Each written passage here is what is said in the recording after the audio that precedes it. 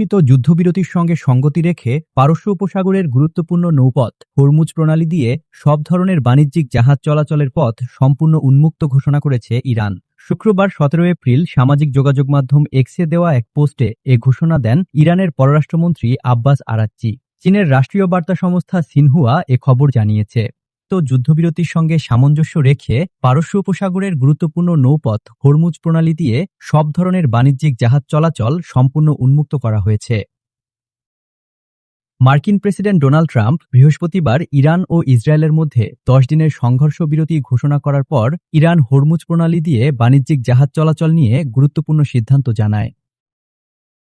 ইরানের বিদেশমন্ত্রী Abbas Araghchi x অ্যাকাউন্টে ঘোষণা করেন, লেবাননে চলমান যুদ্ধবিরতির অবশিষ্ট দিনগুলোতে হরমুজ প্রণালী দিয়ে সব ধরনের জাহাজ অবাধে যাতায়াত করতে পারবে। এদিকে হরমুজ প্রণালী পুরোপুরি খুলে দেওয়া নিয়ে সামাজিক মাধ্যমে পোস্ট করে ইরানকে ধন্যবাদও জানিয়েছেন ডোনাল্ড ট্রাম্প।